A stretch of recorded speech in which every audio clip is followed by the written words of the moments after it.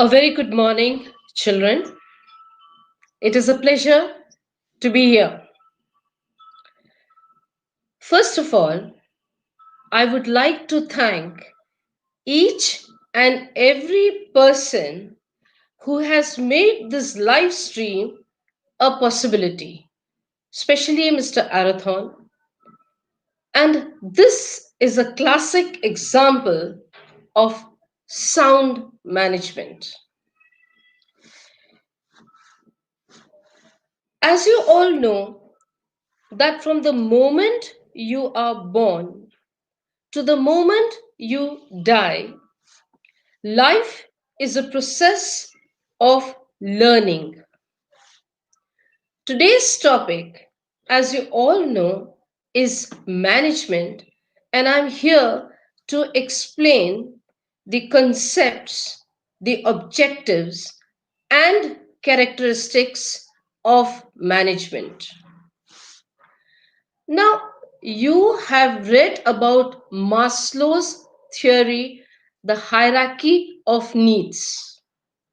And you all know that every individual, every human being has certain needs, certain desires, certain wants, and he seeks to achieve certain goals.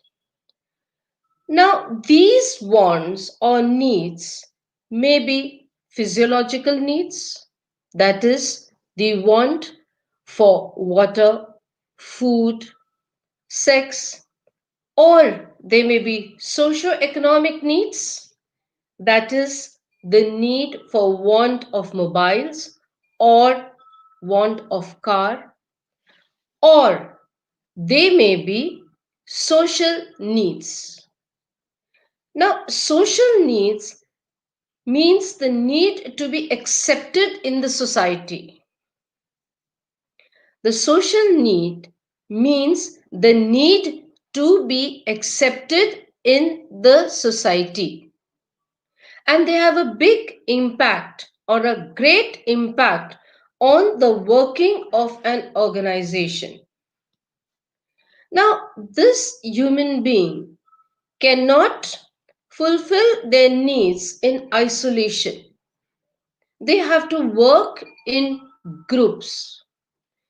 These groups can be either a business organization, it can be a school, it can be a government organization, it can be a hospital.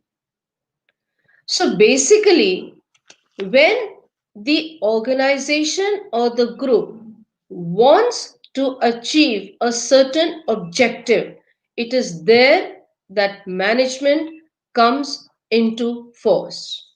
So basically, the organizations have goals and objectives, and these goals and objectives have to be achieved not only effectively but also efficiently.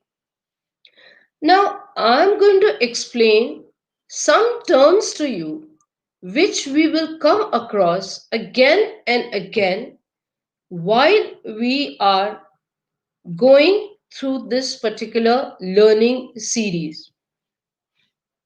First, let me explain the difference between a goal and an objective. I would like to explain the difference between a goal and an objective through an example. Let us assume that a company wants to maximize its revenues. So that is the goal it has. And in order to achieve that particular goal, their objective is that they must add at least 3 new products. And when they add these new products to their product line, it is then they can hope to achieve the goal of maximizing the revenue. Let me give you another example. Let us assume that A company has started and it is an advertising agency, and this advertising agency wants to become the best advertising agency. That is the goal they have. So what do?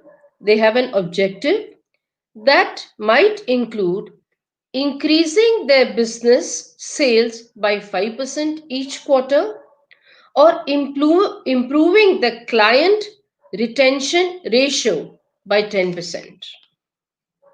So the goal was to become the best advertising agency, and for that they had set up an objective. Now I'd also like to tell the difference between efficiency and effectiveness. Children, please remember that the words goal, objective, efficiency, and effectiveness will appear again and again in this particular lecture. Being effective means to be on time, and being efficient means maximum utilization of resources or optimum utilization of resources at minimum possible cost. I'll illustrate this again with an example. Let us assume that an employee is given a target of selling 100 units of a product in a week, and he has to also manufacture that particular product within a month. So, if he uses the machinery and he carefully uses the machinery, he takes more than 1 month. That means he is not being efficient. And if he mishandles the machinery, he is not being effective. That means he is not able to reach his target on time, and he is not making the use of the machinery on time. Having explained these words goals, objectives, effective, and efficient, we can safely say that management is a distinct process and it has certain objectives. And these objectives have to be achieved not only effectively, that means on time, but also efficiently, that means optimum utilization of resources. Now, management, which simply means management. It is the task of getting the results by coordinating the efforts of others, and that is known as management. So, up like you can safely say that the company has certain objectives. The groups which I had mentioned earlier has certain objectives, and these objectives have to be accomplished. And how can they be accomplished? By the use of human beings and other resources like the money, the material, the method, which are known as the 5 M's. And management tries to accomplish these objectives with coordination between the human and the non-human resources. Now, if you look at this particular slide which I have put up, it says management is a distinct process. Children, I have highlighted the distinct process. Then I've highlighted to accomplish objectives, and I've highlighted the human and the non-human resources. Distinct process. Let me give you an example. What do you mean by a process? You must have seen your mother making yogurt. So she plans out that, okay, there are 5 people in the family and I need 2 glasses of milk. Then she takes a vessel, she heats the milk inside the vessel. She adds a spoon of yogurt and she keeps it in the warm place. So that is a process. The same way, management is a process. It has got interrelated elements, and these interrelated elements or functions are planning, organizing, actuating. Actuating is directing, and controlling. Now, you have to direct and control the human and the non human resources. You have to convert inputs into outputs. So, let us look at management in a different way. Management consists of an interlocking functions of creating a company policy. Then they plan, they organize, they direct and control an organization's resources in order to achieve the objectives of those particular policy. That means you are using the resources, that is the five M's: the men, the material, the machinery, the money, and you are combining it, you're coordinating it, and then you are achieving the objectives of that particular organization. So I have can we now when I go to the next slide, I'll talk about the concepts of management. Now look at this particular slide. Management is the coordination of human and non-human resources because you have to achieve a common goal of the enterprise. Now, the concepts of management, the term of management is used in various senses. Some consider it as an activity, some term it as a group, some term it as a discipline, and some term it as a process. Now, let us look at management as an activity. Management as an activity means the art of getting things done through the efforts of other people. What did I say? It is the art of getting things done through the effort of other people. That means the manager does not do the work himself. He tries to get this work done through the effort of other human beings. Now, management is a human activity. Why? Because the manager directs and controls the operations of the organization and tries to achieve the objectives effectively and efficiently. So it is a human activity. Then management is centered around the manager who integrates the human and the non-human resources in order to make it into an effective operating unit. Children, all these words are important. Then, as an activity, management guides, regulates the human efforts towards the achievement of some common goal. Now, children, let us talk about that as an activity, what are the implications? Let us look at the first implication of management as an activity. It is an interpersonal activity. Now, here I would like to talk about I'd like to illustrate it with an example.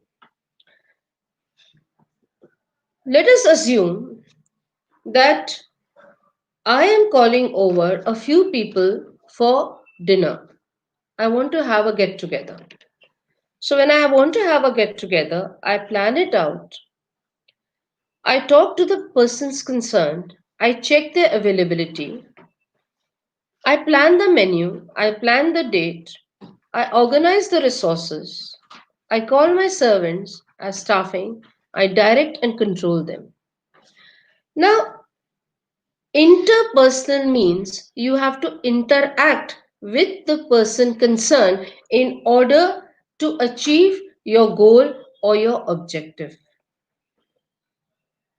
So, a manager also has to interact with not only the subordinates but also his superiors, because you have to get your work done.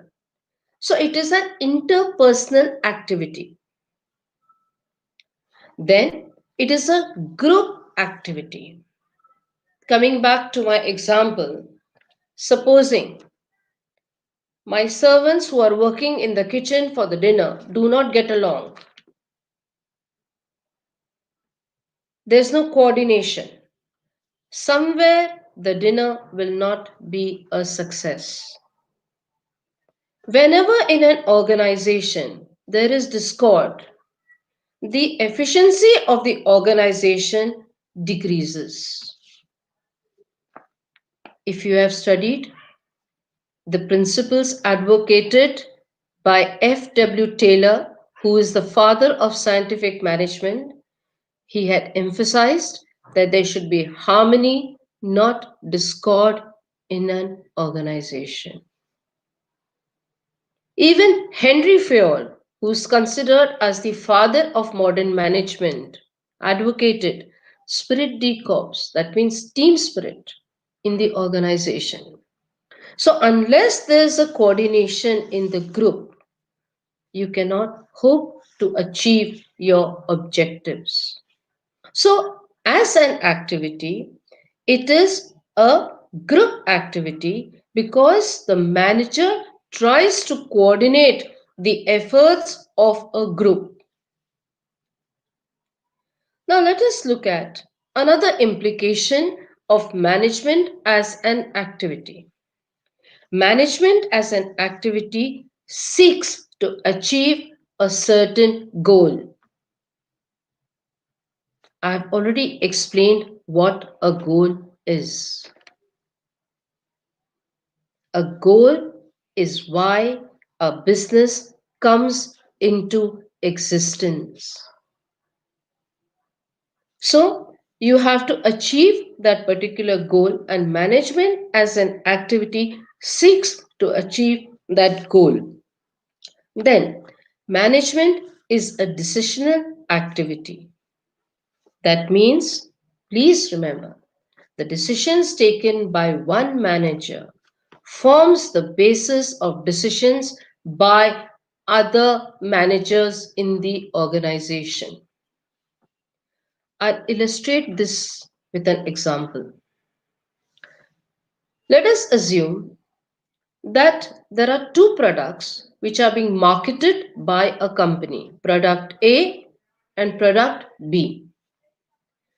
Now, product A does not have demand in the market, whereas product B has a lot of demand in the market.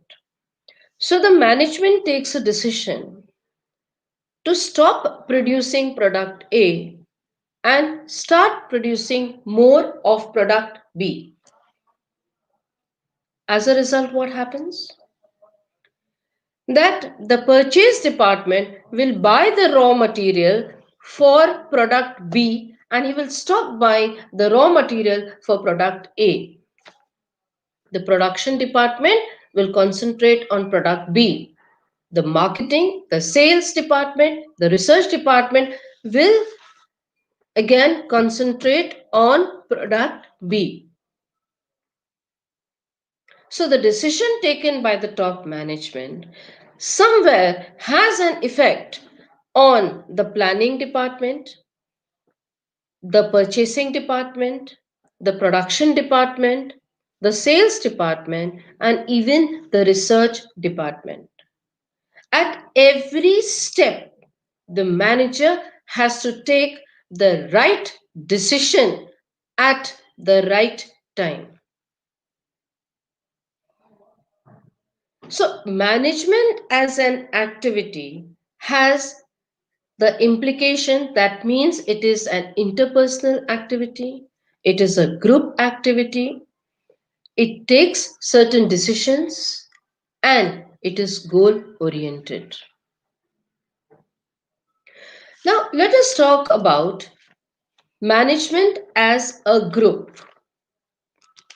Now, management as a group refers to all the people who perform the task of managing the organization. They are often referred to as the top level of management, and they generally constitute of the board of directors, the managing directors, the departmental heads, and the CEOs. Now, for years and years, investors have paid the highest amount of attention on the quality of management. When we say that the company is well managed, you can see it. You cannot touch it. It is intangible.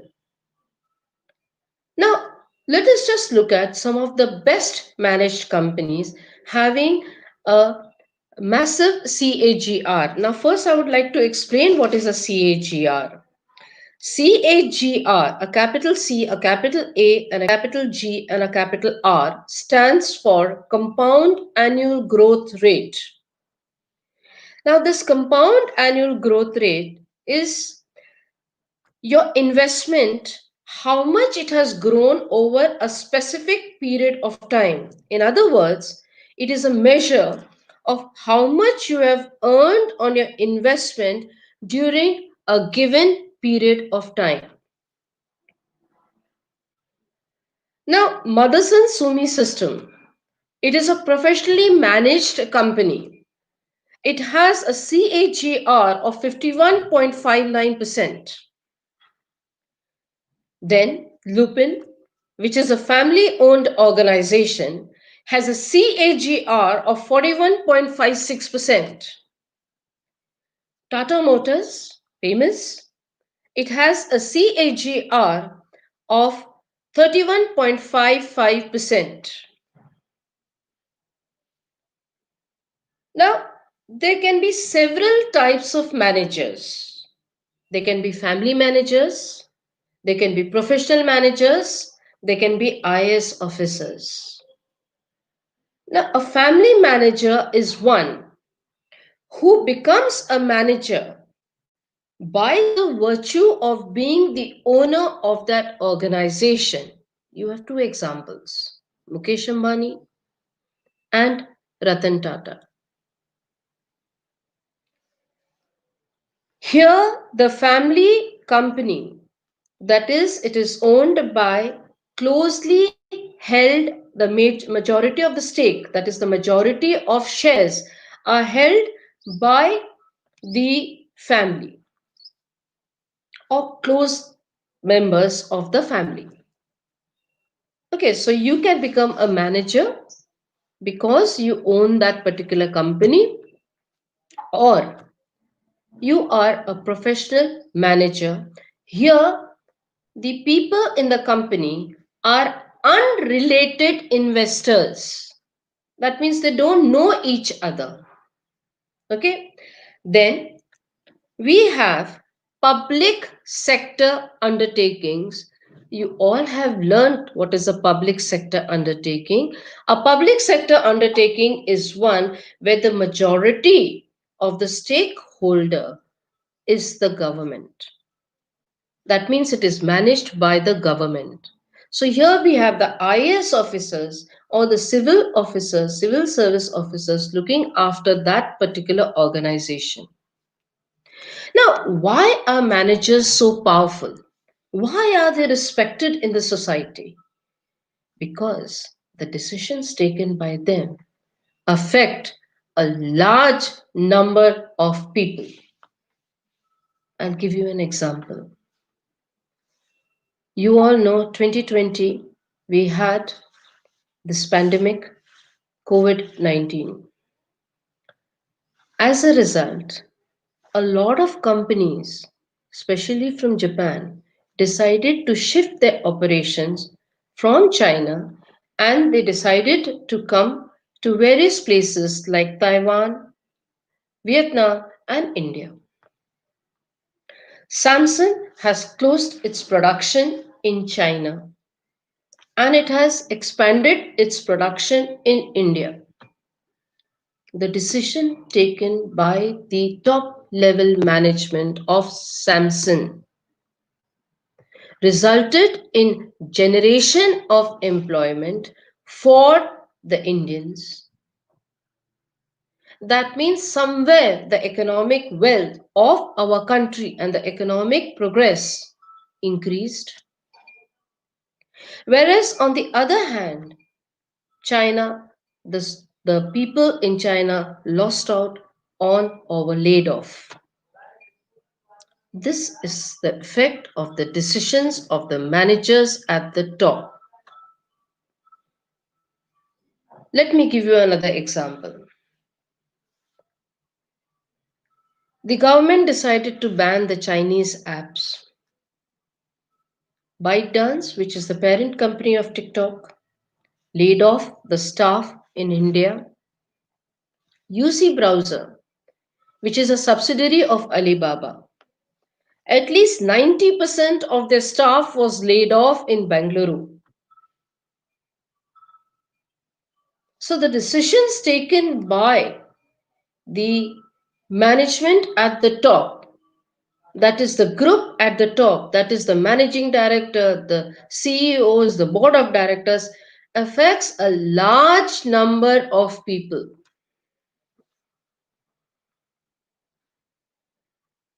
As a group, managers are respected in the society. They are considered as the elite. They make rules and they enforce these rules. That means they are a rule making and a rule enforcing body. That is why managers are respected in the society. Now, managers allocate resources among the workers in the organization. Now, managers at different levels have different levels of authority also. That means the top level management will be creating policies, taking decisions, and the supervisors will be guiding their workers. Now, management as a group, you must have understood, means that they are well versed in planning and piloting the organization towards the attainment of the objectives. So, let us now talk about management as a discipline. Remember, children, read the question carefully while answering your board examination. Management as a discipline is totally different from Henry Fayol's principle of discipline. Why am I saying this right at the beginning? I have invariably noticed in my 33 years of experience that this is one question where students tend to go wrong. Listen to the explanation carefully. Management as a discipline refers to that branch of knowledge which is connected to the study of principles and practices of business administration. It specifies a certain code of conduct. It indicates the various methods of managing an enterprise. as a discipline, it implies a specialized branch of knowledge which involves the study of principles and practices of administration. That means it is a separate subject of study. It has got principles and it has got concepts. Now, what is a principle? A principle is a fundamental statement of truth which explains the cause and the effect between two variables. I'll give you an example. Coming back to one of the principles of Henry Fayol, dual subordination increases the chaos and inefficiency in the organization. Or, if you advertise a product, the demand for the product invariably goes up. What I'm trying to tell you is that the variable over here is dual subordination, and another variable here is chaos and inefficiency. So the principle tells you the relationship between the two variables, that is the cause and the effect.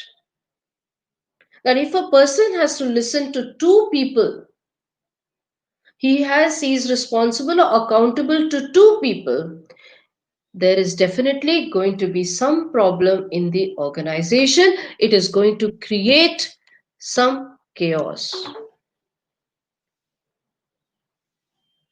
Now, management is made up of such principles.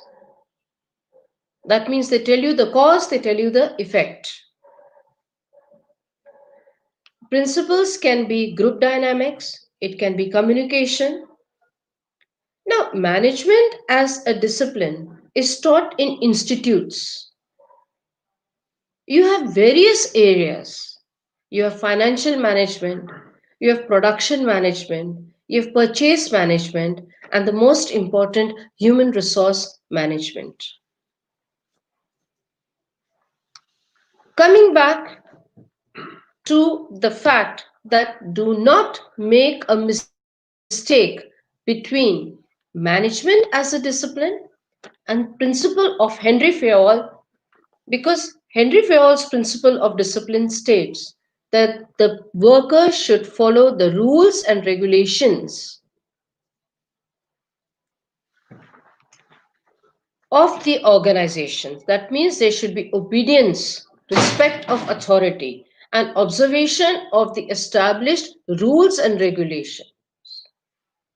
Whereas management as a discipline is a systematized body of knowledge which has its own principles and concepts which we are just studying. Principles which you have learned, 14 principles of Henry Fayol and 6 principles of F.W. Taylor. So management as a discipline is a separate subject of study. It is a specialized branch of knowledge. It has its own principles. It has its own concepts. Now, let us talk about management as a process. I'll explain this with an example. Do you think one fine day the council suddenly rang me up 2 days back and they told me that Mrs. Bhatia, we're going to have a lecture today. Be ready. No, impossible. They had a goal. They visualized. They had a goal that every child, whether in every village, in every school, can derive the benefit of some knowledge from certain subject teachers. They thought about the students. So that was the goal. Then they planned when to get this live stream done. They got the resources. That means I was I was there, the IT department was there, the research department was there. We used the material, We used the means, that is this live stream, the StreamYard, and made this lecture a possibility. So there was planning, there was organizing, there was staffing, there was executing, and there is controlling. So management as a process is what management does. It is the task of planning, executing, controlling to achieve certain goals. That means you're coordinating the efforts of a group towards a common goal. Management is the process of releasing and directing human energy towards attaining a definite goal. And children, I told you that the words goal, objective, effectiveness, efficiency, you will be coming across again and again when we are talking about management. So you must clearly understand the difference, the minute difference between these two words. Now, management as a process, remember that all these functions of management have to be performed in a particular sequence. They have to be performed systematically. You cannot have directing before you have planning. You cannot have any trial and error. Remember the principle advocated by the father of scientific management, F.W. Taylor, that there should be science, not rule of thumb. That means you cannot have trial and error. Every work has to be systematically planned. But then, as a process, what I'm trying to tell you is that these functions, these elements are to be performed systematically and in an orderly manner in a proper sequence. Why are they performed? To convert inputs like machinery, the method, the money into outputs so that the business organization can achieve its desired results, which may be economic objectives, or they may be social objectives, or they may be a combination of economic and social objectives. Now let us look at the implications of management as a process. The implications of management as a process is that it is an integrated process. Now, what do you mean by an integrated process? The human resources and the non human resources, or the economic and the financial resources, come together and they are. You are supposed to, what do you call it? Reach your objective. Okay, so look at this particular slide, children. It is defined as the process of planning, organizing, actuating, controlling in order to achieve the coordination of human and material resources in an effective and efficient attainment of objectives. Then it is a continuous process.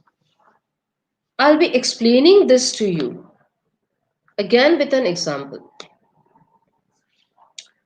Do you think, coming back to the example of the council live streaming this particular lecture, do you think once they planned out, they just stopped?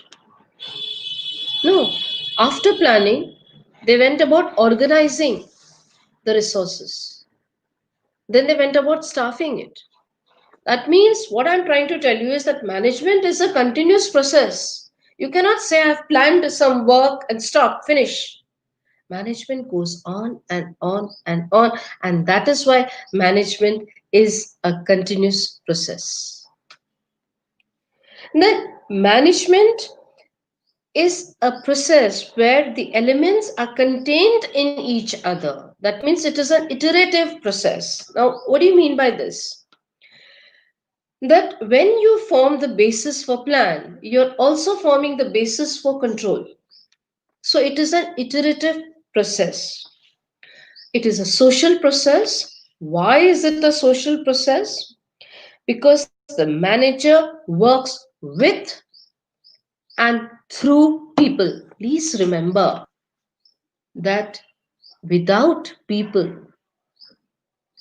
the inputs would just remain as inputs. For example, you start a business and you say, I don't need anyone. You have machinery, but you will need somebody to operate that machinery. So, management is a social process because management manages work with and through people. Then it is a universal process. Now, children, understand the meaning of universal process, because invariably the answers we come across is that management is only required in all types of organization. This is not the entire answer. Management is not only required in all types of organization, it is also required at all the levels of the organization. All types means it can be a profit organization, it can be a non-profit organization, it can be a hospital, it can be an army, it can be a big organization, it can be a small organization. But as a process, management is universal because at every level, whether it is the top level, it is the middle level, it is the lower level, management is required. The supervisor has to manage the workers. You can't say, okay, only the top level management, does the work of managing the organization.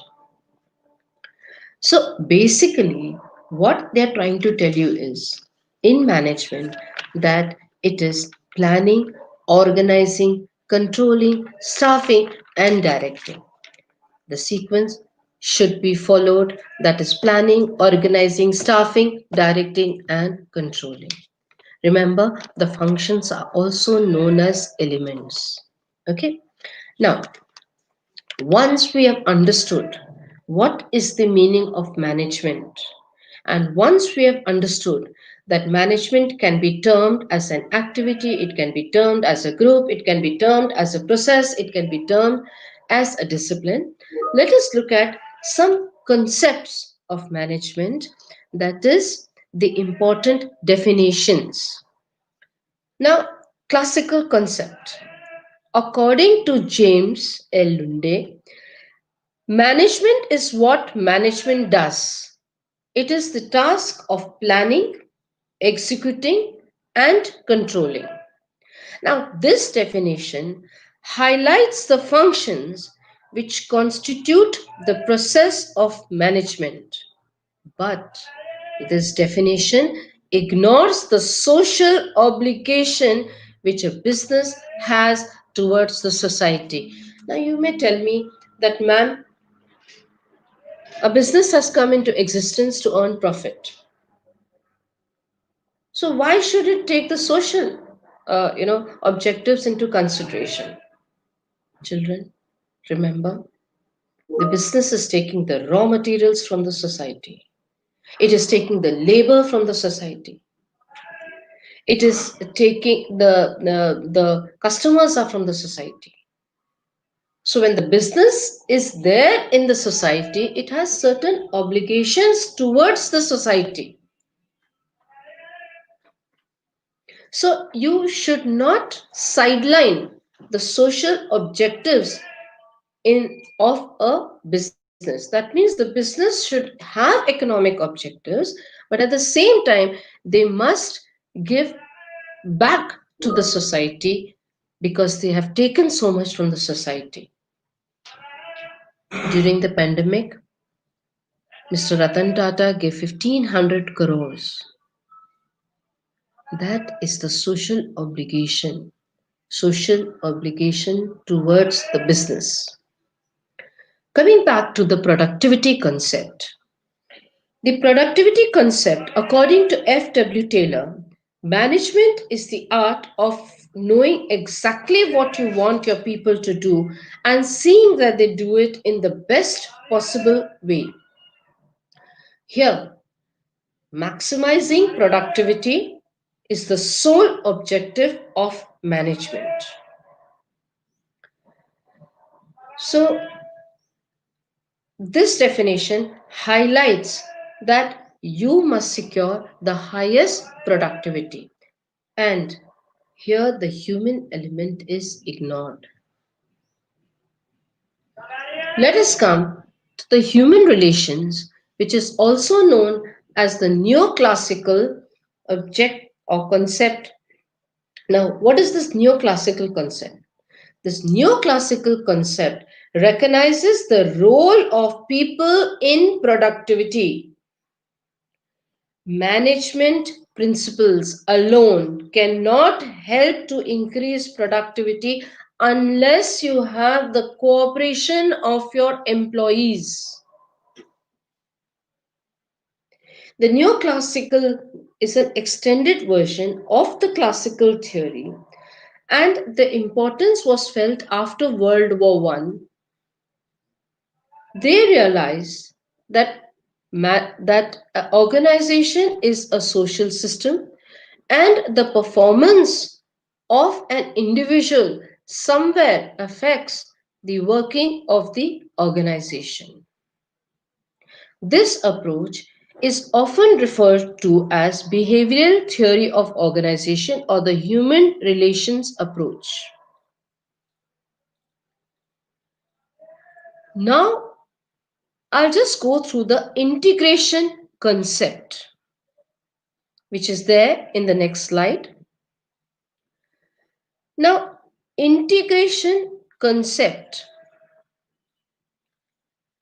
it is the process of organizing, actuating, controlling an organization's operations in order to achieve coordination of human and non-human resources essential to the effective and efficient attainment of objectives.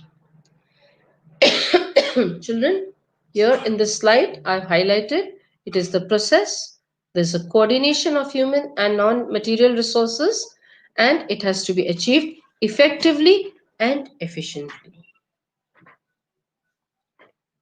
Having understood the meaning, the concepts, and the various definitions, you must have clearly understood by now that management is a process, and through this process, it tries to coordinate the 5 M's to achieve the objectives effectively and efficiently. So we can now safely proceed towards the objectives of an organization. Now, though this slide says profitability, growth, change, innovation, development of people, better quality at low prices, I would like to break down these objectives of management into organizational objectives, the social objectives, and the human objectives. Now, let us talk about the organizational objectives. A company comes into existence. The first objective of management should ensure that it survives.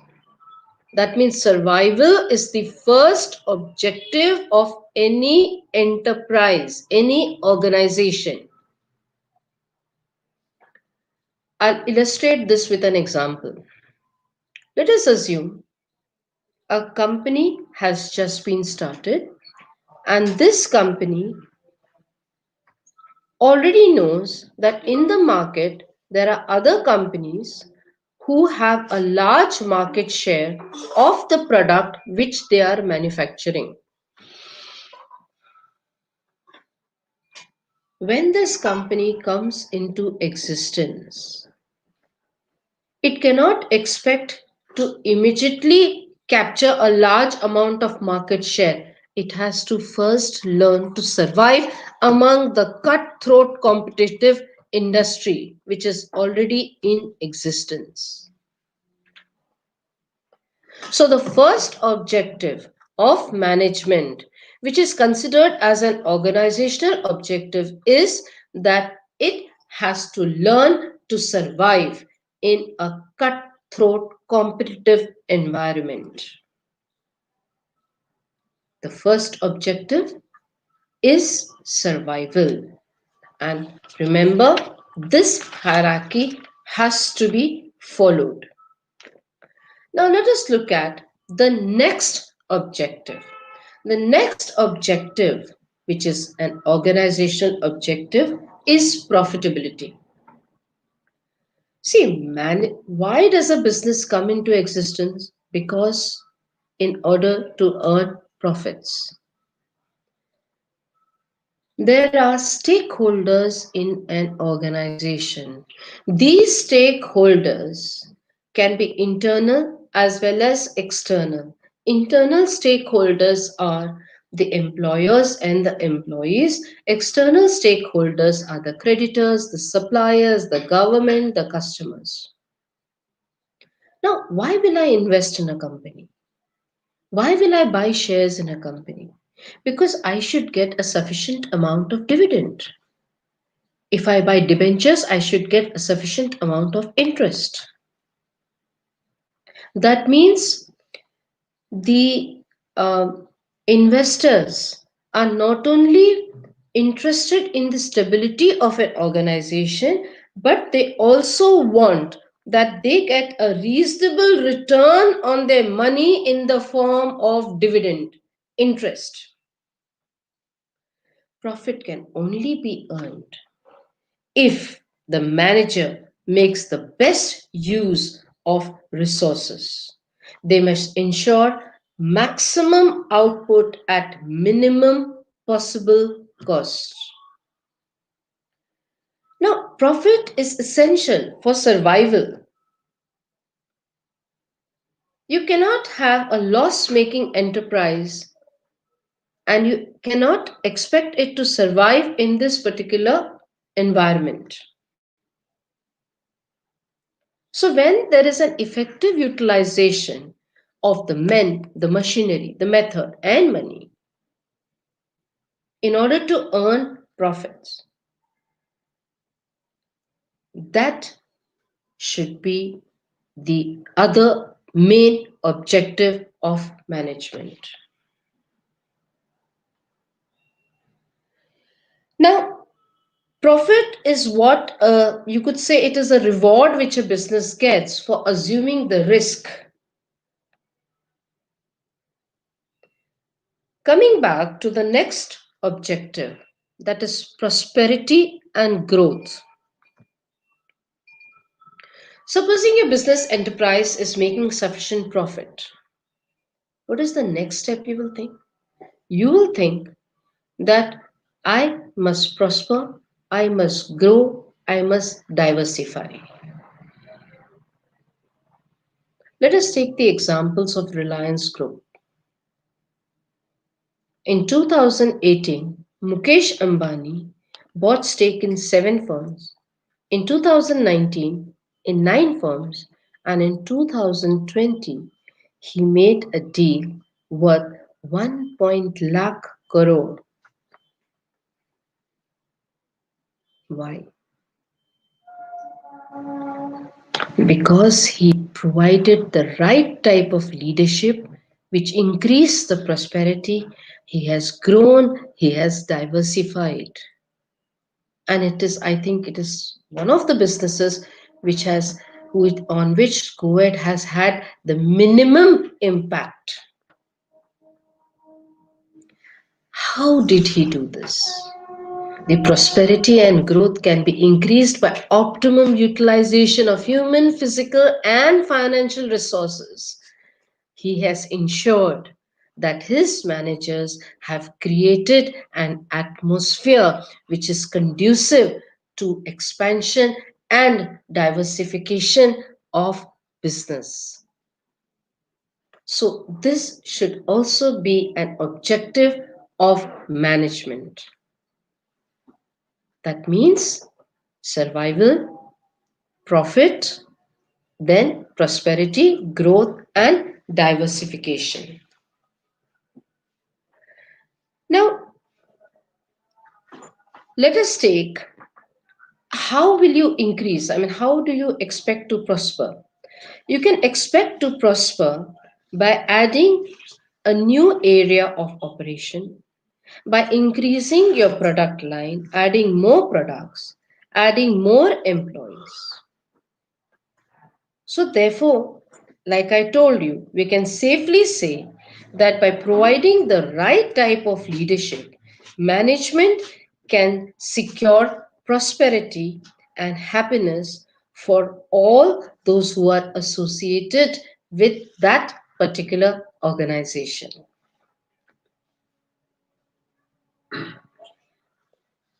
Now, it is a general objective of management to secure maximum results through minimum efforts and resources. Okay. Increased prosperity can be achieved through optimum utilization of the 5 M's, that is the men, the material, the machinery, and the method. Management is expected to create conditions for expansion and diversification. Let us look at the next objective, that is change and innovation. Did you, as a student, ever visualize that you will be attending an online lecture? Did you, as a student in 2019, expect that you will have your mobile and your laptop and your parents will be very happy about it? You did not. What happened? There was an uncertainty in the environment. This uncertainty in environment whereby the schools closed down due to lockdown, the colleges closed down due to lockdown, the big business houses had to stay at home because of the lockdown. There was a massive overhauling of the system. The school management overnight decided that they will have online classes, and they started adopting to the new technology in order to survive.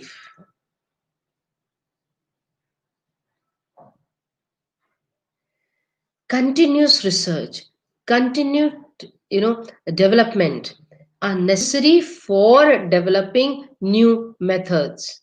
And if you do not adopt to the change, you will find it very difficult to survive in today's competitive environment. Let me give you another example. Nokia was one of the best brand which sold the mobile phones. But if you look at the case study of Nokia, the internal policies whereby they did not adopt to the radical changes and the high-end technology used by other brands of mobiles, they slowly were sidelined and they were phased out. I was reading a very interesting article of Rajiv Sodhi, that is the Microsoft Indian Chief Operations Officer, and he shared the details of the impact of COVID-19. He said there's a massive virtual overhauling. He says that they changed, they created a crisis management department. And in that crisis management department, they had every leader or every head. Now, these leaders, they pick up the threats,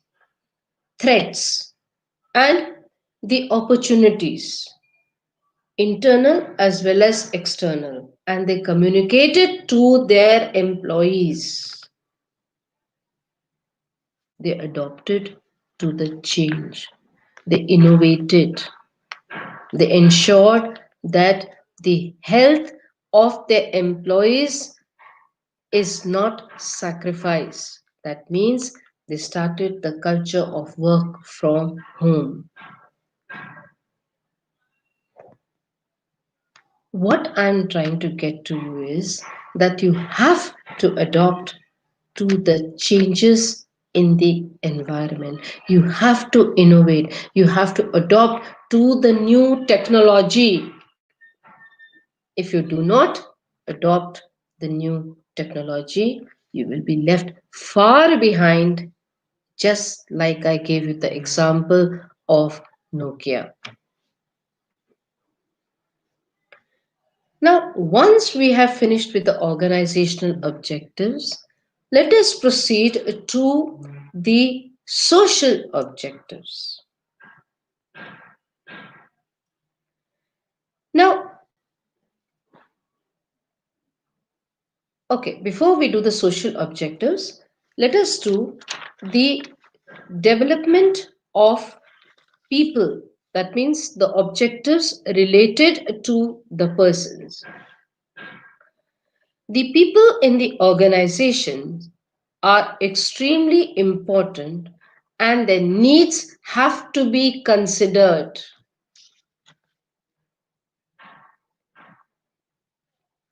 Please remember, the organization should not feel that since they are paying salary to the employee, their other needs should be sidelined or not taken into consideration. A good manager is one who focuses on the strength of his employees and overlooks the weakness of his employees, and thereby ensuring that he will get maximum cooperation. Today, the most important resource is a human in an organization.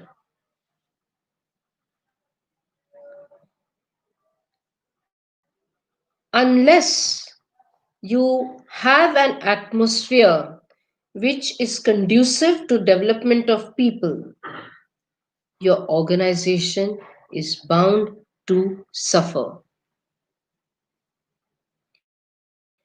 Now, how do you develop a person?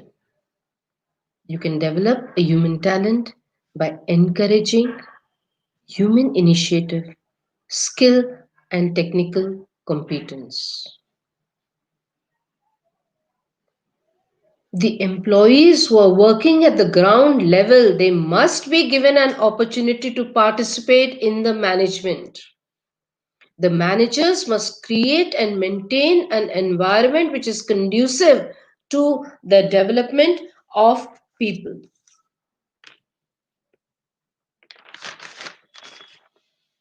Whether we take an IT industry or if you take any other industry, if you do not man the organization, the right person at the right job, your organization will not succeed.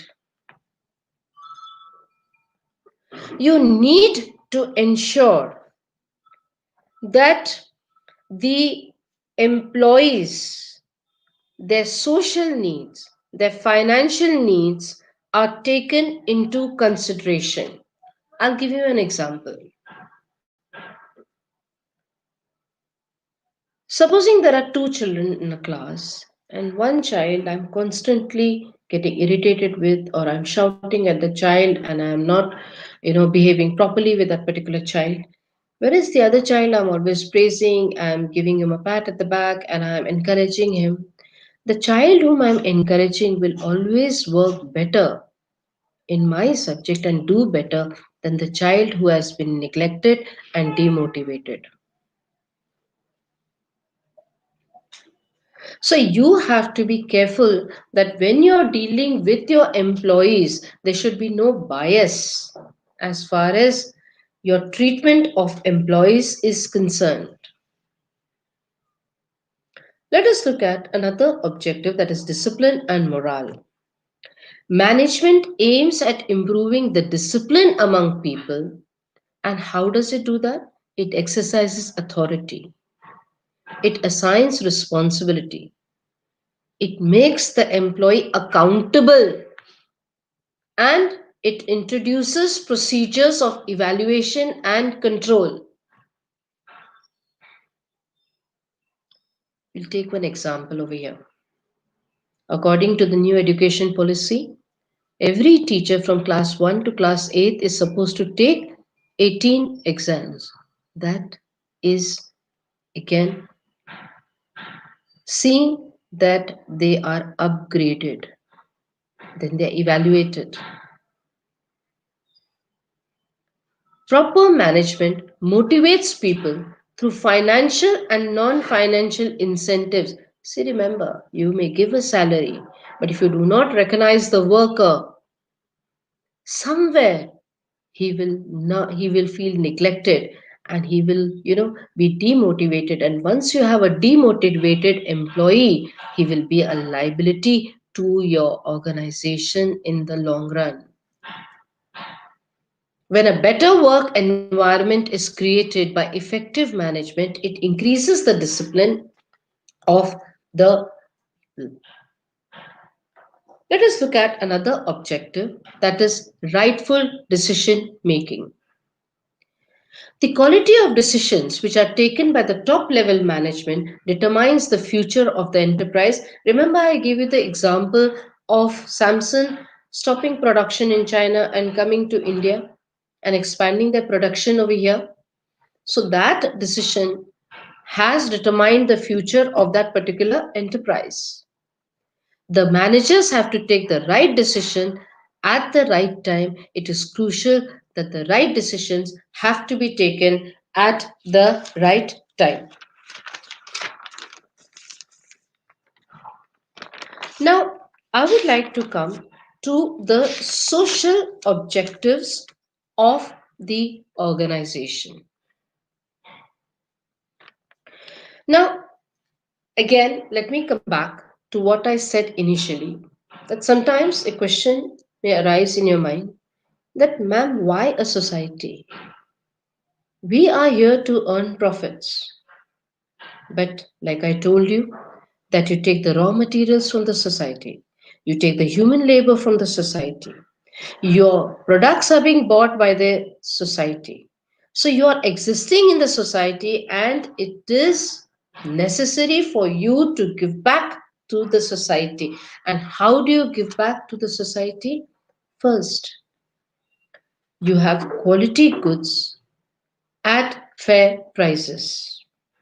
That means you must ensure, the management should ensure that you have to reduce all types of wastages and try to supply goods at the right price, at good quality of goods.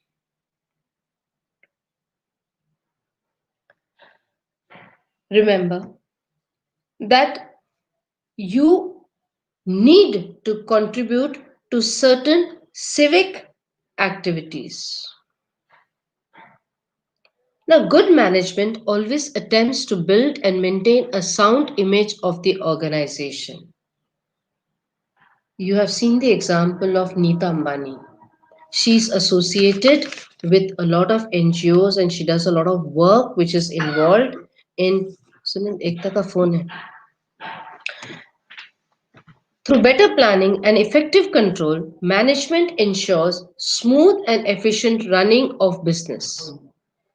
Effective management ensures that consumers are given better quality products at reasonable prices. And this can only be achieved when managers try to eliminate all kinds of wastages and reduce the cost of production. Now, children, after finishing with the objectives, let us just talk about the characteristics of management. Now, let us just talk about the first one. Management is goal oriented. Management aims to achieve economic objectives, that is, profit. So, management also aims to achieve social objectives, that is, supplying goods at reasonable prices, fair remuneration to employees, social welfare, and employment generation. The success of management is measured by how effectively and efficiently the goals of the organization are achieved. Can we go to the next characteristics, that is management is a group activity. Okay, management is a group activity. Before that, let us just study management is universal.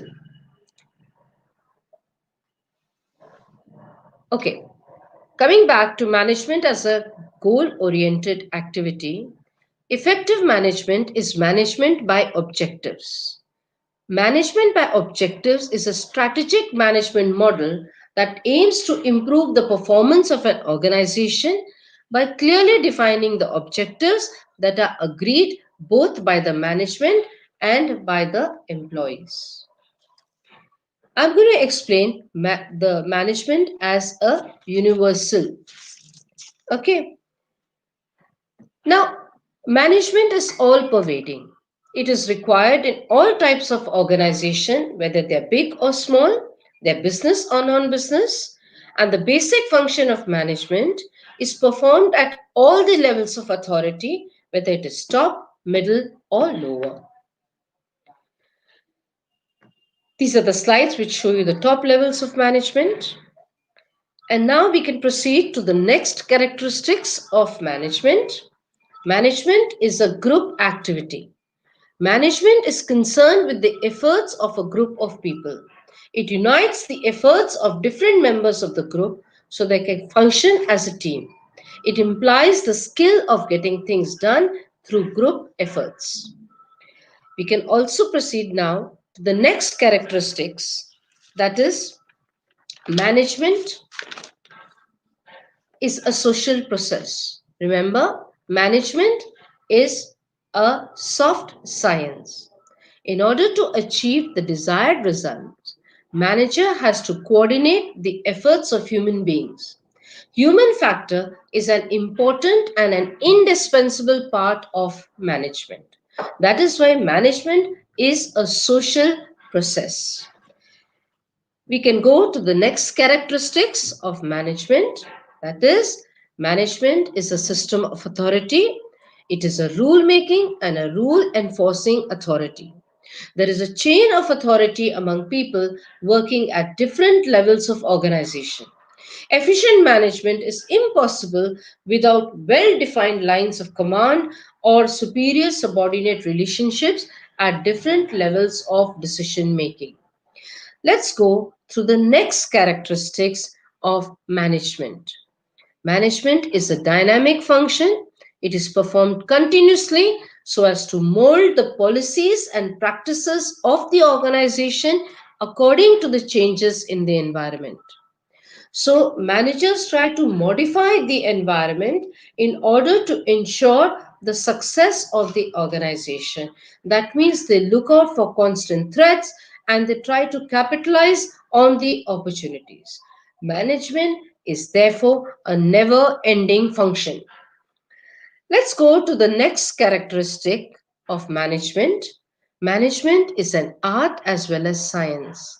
Why is management an art as well as science? Because it contains certain principles which have universal application. The results of management depends upon on the skill of managers. Therefore, management is an art. Art and science are always complementary to each other. Let me go to the next characteristic of management. Management is a distinct entity. It is performed to determine the stated objectives by use of human resources and other resources. As a distinct process, it consists of planning, organizing, staffing, directing, and controlling. Management is intangible. It is an invisible force. It can be felt in the form of results. The persons who perform the task of management are visible. That means you can see if a person is cooking, but you cannot see. See, if there is a lot of inventory which is kept in an organization, you can assume that there is mismanagement as regards to the sales. Others, why is the finished goods in the inventory piling up?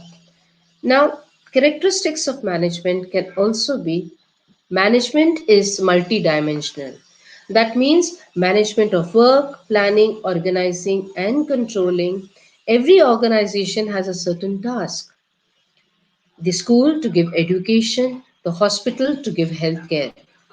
Management of people, that means you have staffing and directing. And management of operation, that means converting the inputs into outputs. That means it involves purchase, sales of goods. Management is an integrating force. It coordinates the efforts of a group, of a team, and it integrates the human and the non human resources to achieve the goals and objectives of the organization. Now, let me talk about management being multidisciplinary.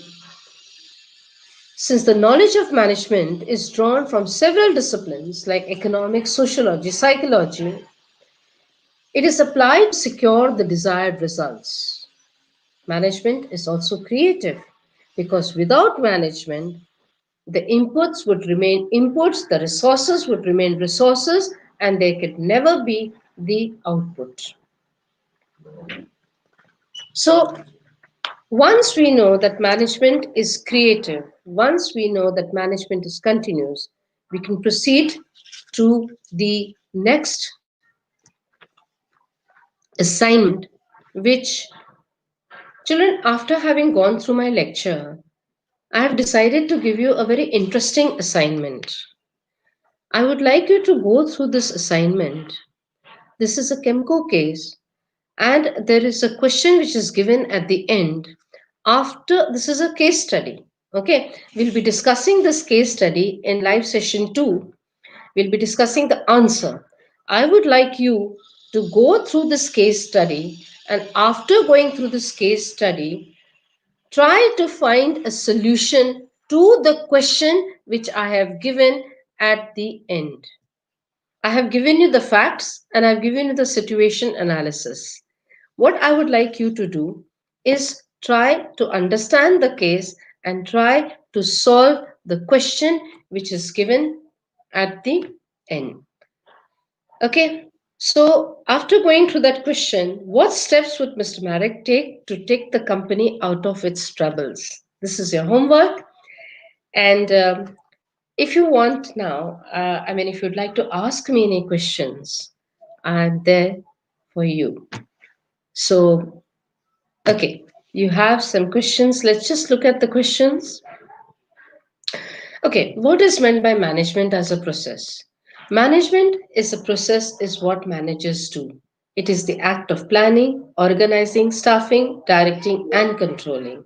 And it is done in order to achieve a certain objective. Can we go to the next question? Okay, why is management considered as multidimensional? Because management is not a single activity.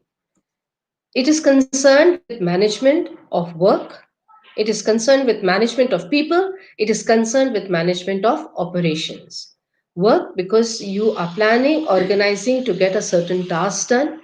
For example, if the business is to, if the organization is a school, they have the task of providing education. So the planning, organizing, staffing is done to ensure that education is provided. And operations because you are combining the inputs, that is the work and people, and then you are going in for production, sales, and you're trying to convert the raw materials into finished goods. And it is also management of people because, like I told you, people are a very important part of any organization. You have to ensure that you look after their social needs and you look after their financial and non financial needs to be accepted in the organization. Okay, explain the neoclassical concept. This is a very interesting concept, children, and it deals with the importance of human beings or the impact of human beings in an organization. So they say the organization is a social process, and they say that whatever actions of the human beings are there, somewhere, the impact is always there in an organization. This was popularized after World War One, especially after the Hartmann experiment. I mean, do we have any other questions? Do we have any other questions? Okay. What are the organizational objectives in a particular order? Survival, profitability, growth, prosperity, diversification, and change and innovation. These are the organizational activities. Okay, integration concept of management is you're taking the human resources, you're taking the non-human resources, you are coordinating their efforts to achieve the goals of the organization. So that is the integrated concept. Do we have any other questions? Okay, so hopefully, children, um, I just hope that I would like to thank again every person who has made this lecture a possibility. I know everybody has worked 24 into 7, and I really hope that this humble effort of mine and the council does help you immensely. Thank you so much, children, and thank you for being such good listeners.